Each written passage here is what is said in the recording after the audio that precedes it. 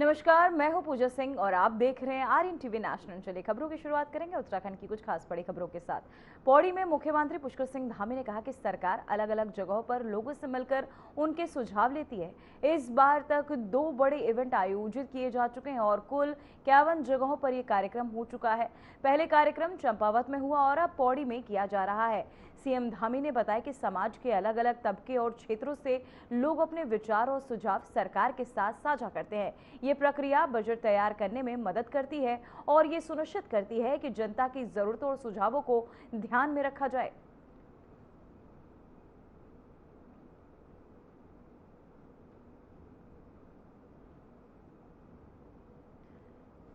तो वहीं आपको बताते चले, इस दौरान मुख्यमंत्री पुष्कर सिंह धामी भी कार्यक्रम में मौजूद रहे। जनता की जरूरतों और सुझावों को ध्यान में रखा जाए। चंडिका मैया की, चंडिका मैया की जय बाबा केदार, जय बाबा केदार। भारत माता की, भारत माता की। श्रीमद चंडिका महायज्ञ के इस शुभ अवसर पर मंच पर आसीन केदारनाथ विधानसभा की लोकप्रिय एवं कर्मठ विधायक बहन आशा नौटियाल जी, और जिनको अभी आप सब लोगों ने सुना, जिनके पास राजनीतिक सामाजिक क्षेत्र का एक लंबा अनुभव है, और वो यहाँ कह रहे थे कि मैं यहाँ कुछ नहीं बोलता हूँ, लेकिन जब जब देहरादून आते हैं कभी खाली हाथ नहीं आते हैं, कुछ तो कुछ यहाँ का लेकर आते हैं। हमारे बहुत वरिष्ठ और लोकप्रिय विधायक आदरणीय भरत चौधरी जी, भारतीय जनता पार्टी के जिलाध्यक्ष श्री भारत भूषण भट्ट जी, जिला पंचायत की अध्यक्ष श्रीमती पूनम कठैर जी, बद्री केदार मंदिर समिति के उपाध्यक्ष श्री विजय कपड़वार जी, उपाध्यक्ष उत्तराखंड महिला आयोग ऐश्वर्या रावत जी, पूर्व जिलाध्यक्ष शकुंतला जगवान जी, मां चंडिका मंदिर समिति के अध्यक्ष डॉक्टर आशुतोष भंडारी जी, ब्लॉक प्रमुख अगस्त मुनि भुवनेश्वरी देवी जी, दिनेश उनियाल जी, हमारे वाचस्पति सेमवाल जी, महावीर पवार जी, अमित वैखंडी जी, अरुण चमोली जी, राम सिंह मीणा जी, जिला पंचायत की सदस्य श्रीमती किरण देवी जी, सुमंत तिवारी जी, सुषमा देवी जी, ब्रजमोहन नेगी जी, देव प्रकाश सेमवाल जी, राकेश भंडारी जी, पंकज भट्ट जी, श्रीमती विश्वेश्वरी देवी जी, श्री अजय कुमार जी, यहाँ की सभी देवतुल्य जनता, इस क्षेत्र के आए हुए सभी मेरे बड़े बुजुर्ग, माताएं बहनें, सभी मेरे नौजवान साथियों, हमारे सभी यहाँ के पुरोहितगण, सभी विद्वान ब्राह्मणगण, दूर दूर से आए हुए सभी भाइयों एवं बहनों, मैं सबसे पहले तो आज इस विशिष्ट धार्मिक आयोजन में उपस्थित सभी संत जनों को, सभी विद्वत जनों को मैं दंडवत प्रणाम करता हूं, उनको नमन करता हूं। और आज इस पावन अवसर पर मां मंदाकिनी की निर्मल धारा के तट पर आयोजित इस श्रीमद चंडिका महायज्ञ के अवसर पर आप सभी के बीच में उपस्थित होना मेरे लिए भी परम सौभाग्य की बात है। मैं मां चंडिका से प्रार्थना करता हूं कि हम सभी पर अपनी कृपा दृष्टि बनाए रखें, हमारे राज्य में सुख समृद्धि शांति हो, इसी कामना के लिए हम सब मां के इस दरबार में अपना शीश नवाने आए हैं। भाइयों बहनों, ये भूमि वीरो, देवाल, समुण, नैनी, कोडार, क्यार एवं बरसुंडी की पावन धरती है और प्राचीन काल से इस धरा को आस्था की धरा परंपरा और सांस्कृतिक विरासत के लिए जानी जाती रही है। 19 वर्षों के उपरांत ये चंडिका का महायज्ञ यहाँ पर पुनर्प्रारंभ होना, ये केवल एक धार्मिक अनुष्ठान नहीं है, बल्कि हमारी सांस्कृतिक चेतना का पुनर्जागरण है। और सच कहूं तो मैं किसी भी देव स्थान पर जाता हूं तो कोई न कोई बुलाता है, कोई न कोई उसका निमित्त बनता है, लेकिन ऐसे देव स्थानों पर आना, ऐसे धार्मिक अनुष्ठान में भाग लेना, मैं अपनी बात भी कर रहा हूं, मैं आप सबकी बात भी कर रहा हूं। किसी ने सूचना दी होगी, किसी ने बुलाया होगा, लेकिन मैं ऐसा मानता हूं यहाँ पर माँ चंडिका के आशीर्वाद के बिना कोई नहीं आ सकता है। हम सबको माँ चंडिका ने यहाँ बुलाया, तभी हम सब लोग यहाँ पर एकत्र हुए हैं। मुझे बताया गया है कि ये अनुष्ठान 24 फरवरी को पूर्णाहुति के साथ संपन्न होगा। करीब 3 माह तक चला ये अनुष्ठान आस्था, अनुशासन और सामाजिक और सामूहिक सहभागिता का सच में बहुत अद्भुत उदाहरण है। क्या कठिन जो है, अभी मुझे भंडारी जी बता रहे थे कि उनका मुंडन होता है, उसके बाद कई महीनों तक उनको जो है अपने नाखून भी नहीं काटने पड़ते, नंगे पांव चलना होता है। ऐसी कठिन परीक्षा करने के बाद ये माँ का ये महायज्ञ संपन्न होता है।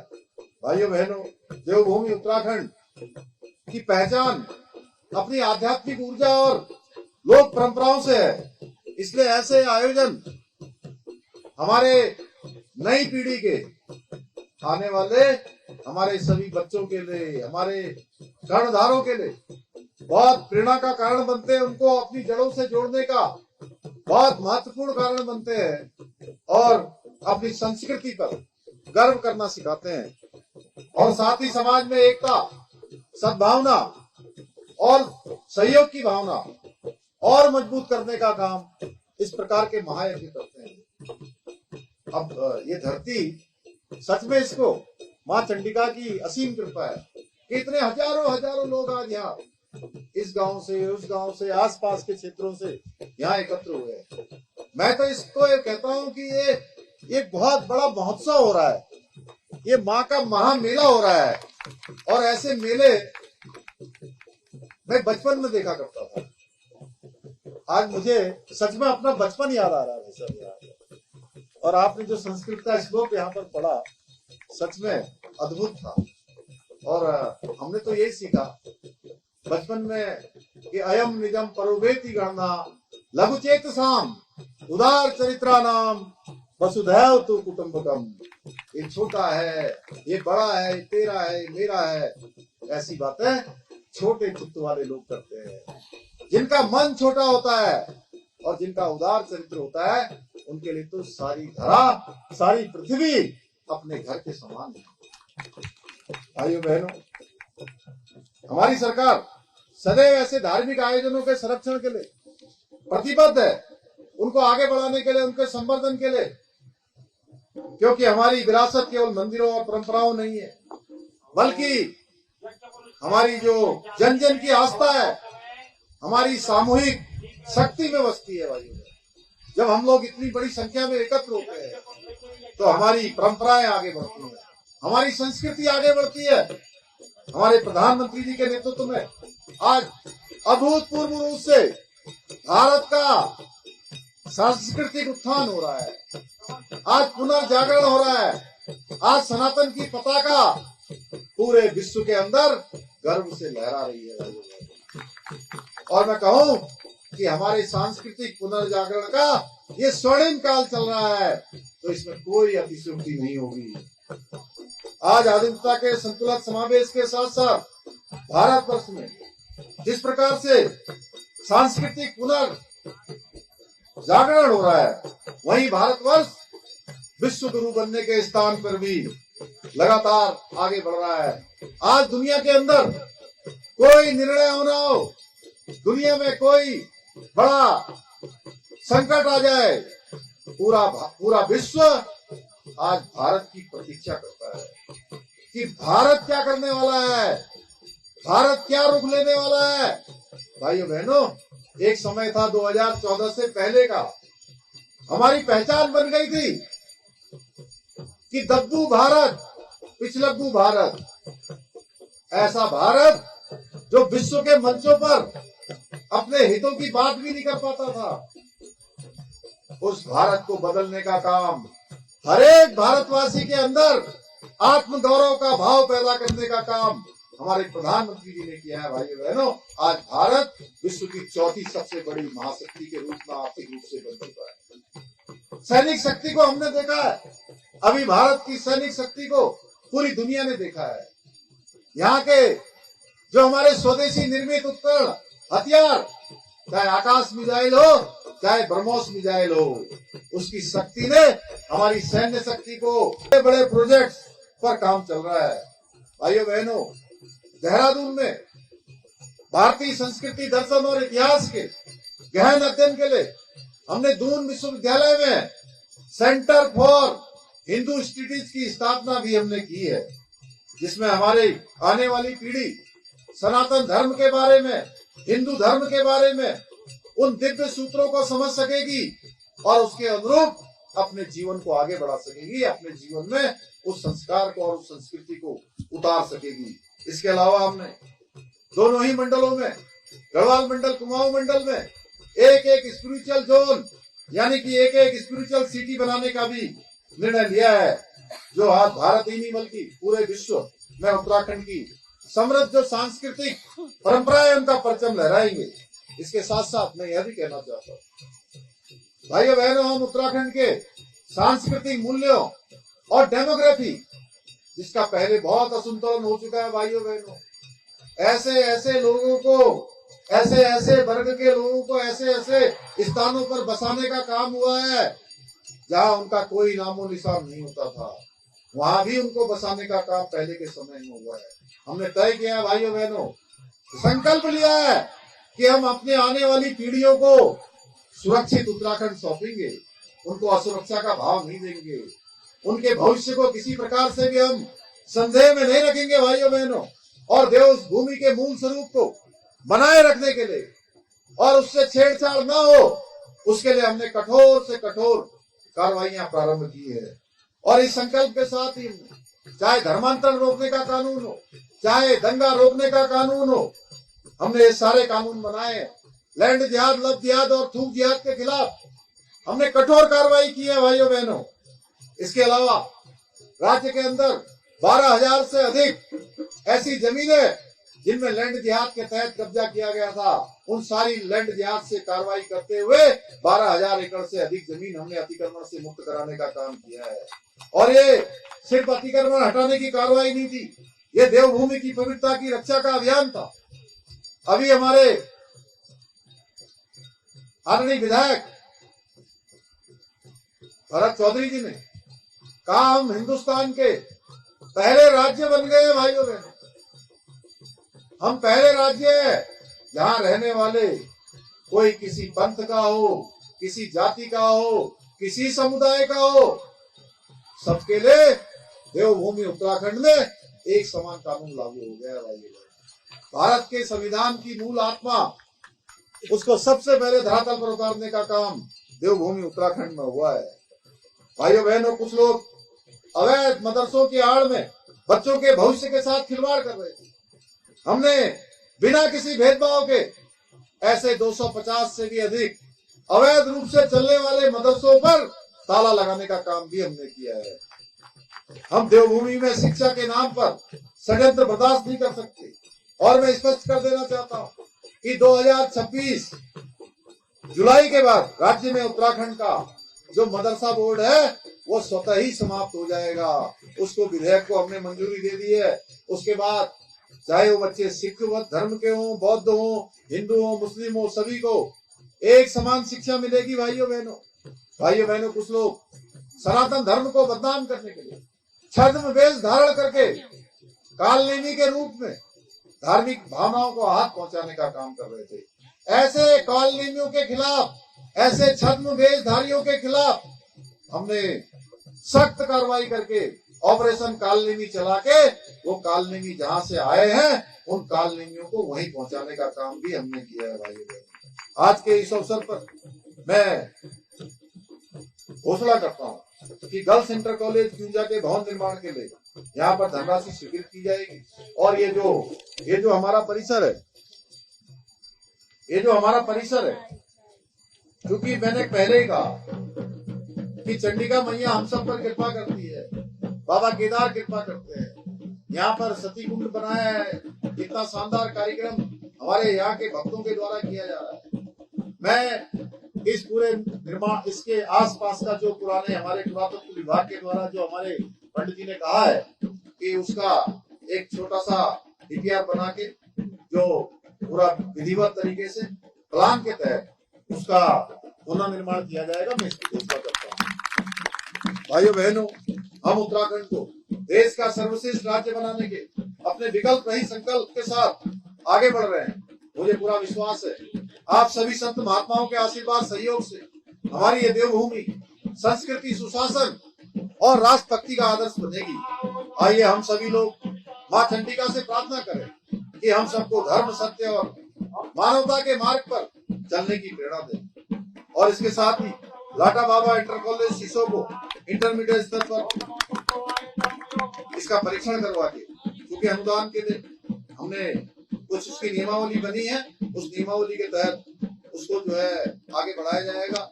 इसके साथ ही साथ इनके माननीय विधायक जी ने मुझे एक पत्र आप सबकी तरफ से दिया है, उस पत्र को मैं अपने साथ ले जा रहा हूँ। उसको परीक्षण करवा के सभी को घोषणाओं के लिए आगे बढ़ाया जाएगा। इसके साथ तहसील भवन बनाने के लिए यहाँ पर अनुरोध किया गया है। मैं घोषणा करता हूँ कि यहाँ पर तहसील भवन बनाया जाएगा। आप सभी का बहुत बहुत धन्यवाद।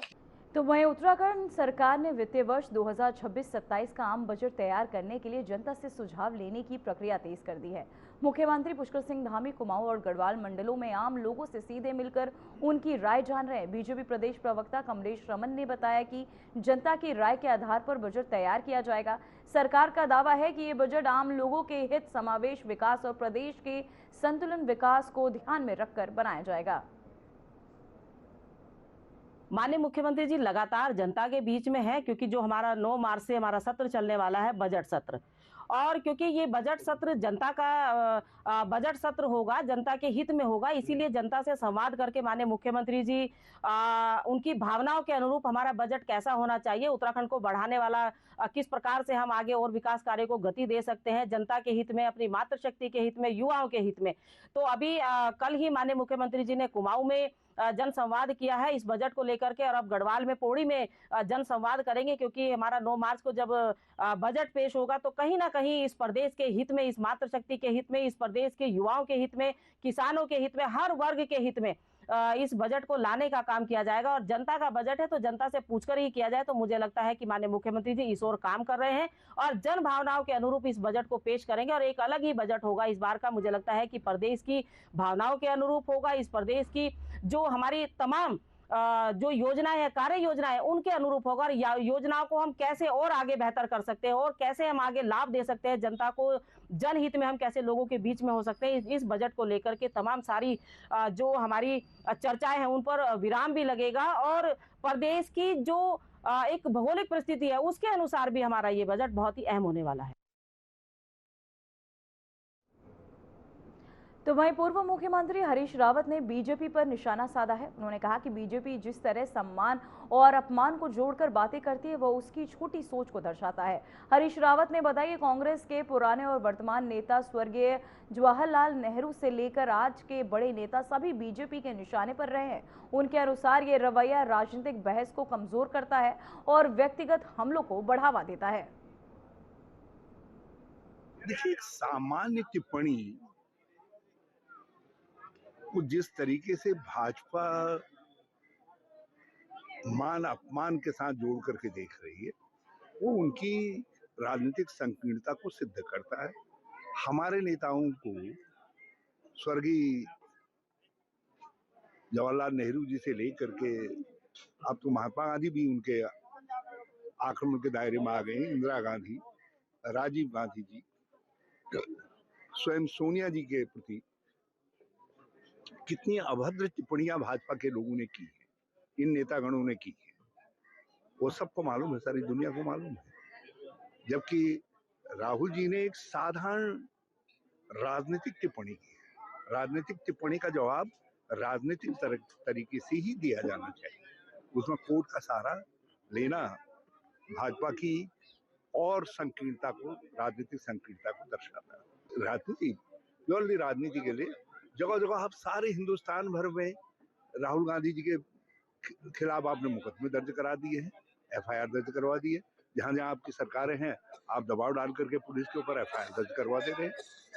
तो ये क्या है? आप विपक्ष को काम करने देंगे? विपक्षी नेताओं को काम नहीं करने देंगे? क्या विपक्ष विहीन लोकतंत्र चाहते हैं या विपक्ष युक्त लोकतंत्र चाहते हैं? ये तो भाजपा की बुनियादी सोच।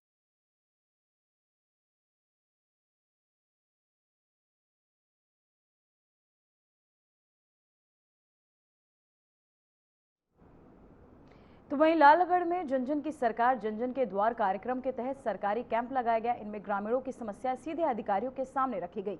सबसे ज्यादा शिकायतें आधार कार्ड और राशन कार्ड न बनने की आई। इसके अलावा लोग जंगली जानवरों की दहशत, बदहाल से स्वास्थ्य सेवाएं और बिजली कटौती की समस्याओं को भी सामने लाए। कैंप में विधायक अनुपमा रावत भी मौजूद रही और ग्रामीणों से बातचीत की। उन्होंने कहा कि समय समय पर अधिकारियों के साथ ऐसे कैंप जरूरी है।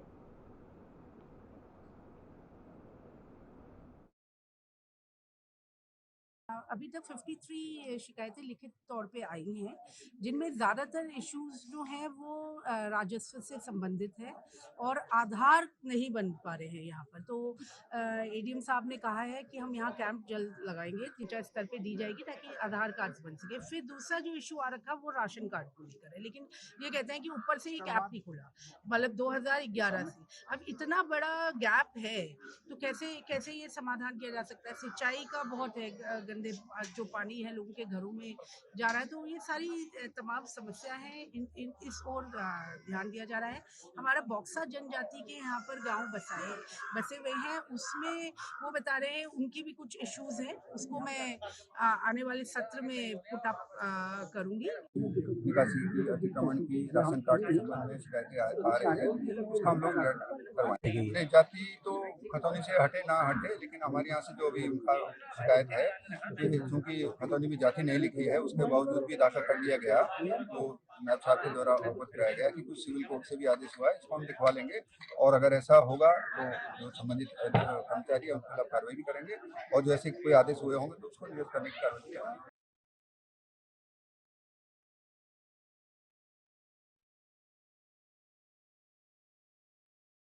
तो वहीं मुख्यमंत्री के दिशा निर्देश में चारधाम यात्रा 2026 को सरल, सुगम और सुरक्षित बनाने के लिए देहरादून जिला प्रशासन ने व्यापक तैयारियां शुरू कर दी है। जिलाधिकारी सबीन बंसल ने ऋषिपर्णा सभागार में सभी संबंधित विभागों के अधिकारियों के साथ बैठक कर व्यवस्थाओं की विस्तृत समीक्षा की। जिलाधिकारी ने कहा कि यात्रा केवल प्रशासनिक दायित्व नहीं बल्कि श्रद्धालुओं के प्रति सेवा का अवसर है। उन्होंने सभी विभागों को 15 अप्रैल तक समस्त तैयारियां सुनिश्चित करने और आवश्यक बजट की मांग करने के निर्देश भी दिए। तो वही मुख्य सचिव आनंद वर्धन की अध्यक्षता में सचिवालय में त्रिवेणी घाट, चंद्रभागा ब्रिज और आस्था पथ के निर्माण और सौंदर्यीकरण के संबंधित ईएफसी समीक्षा बैठक आयोजित की गई। बैठक में परियोजनाओं की व्यवहार्यता, प्रासंगिकता और अनुपालन की समीक्षा की गई। मुख्य सचिव ने कार्यकारी संस्था सिंचाई विभाग को निर्देश दिए कि सभी अनुशंसाओं को कार्यान्वयन में अनिवार्य रूप से शामिल किया जाए। उन्होंने कहा कि सभी कार्य समयबद्ध, गुणवत्तापूर्ण और डुप्लीकेसी रहित हों। आगामी कुंभ मेले के लिए इन परियोजनाओं की कुल 168.12 करोड़ रुपए खर्च किए जाएंगे।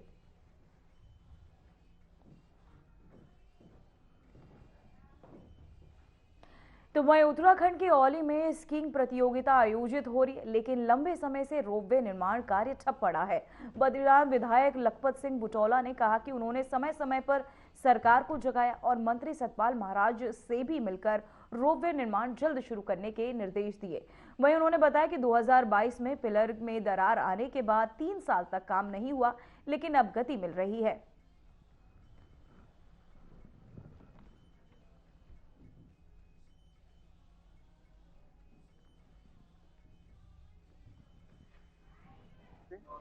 और मैं उनका धन्यवाद देना चाहता हूं कि उन्होंने पर्यटन सचिव को बुलाए वहीं पे और इसको लेके उन्होंने 5-6 चीजों को लेके बात की और जिसमें से एक आपने देखा कि औली में आजकल स्क्रीनिंग का काम हुआ है, तो उसके लिए भी धन्यवाद है कि वहाँ पे वो हुआ। लेकिन जो एक पिल्लर वहाँ पे हल्की सी दरार आ रखी है, उसको ये कहा गया उसको ठीक किया जाएगा, जल्दी ठीक है, बशर्ते बहुत लंबा समय हो गया। और या 2022 के बाद जब उस चीज को लगभग 1 महीने या 15-20 दिन में ठीक होना चाहिए था, उसके लिए 3 साल लग गए हैं। देर तो हुई, लेकिन क्योंकि मैं लगातार उसके लिए संघर्ष कर रहा हूँ और सरकार और विशेषकर माननीय मुख्यमंत्री जी ने माननीय मंत्री जी ने, पर्यटन मंत्री जी ने उसमें संज्ञान लिया। और तो वहीं वरिष्ठ पुलिस अधीक्षक देहरादून ने पुलिस लाइन में परेड का निरीक्षण किया। उन्होंने शारीरिक और मानसिक मनोबल बनाए रखने के लिए कर्मचारियों को दौड़ लगवाकर प्रेरित किया। एसएसपी ने क्वार्टर गार्ड और मेस में सफाई व्यवस्था में सुधार के निर्देश भी दिए।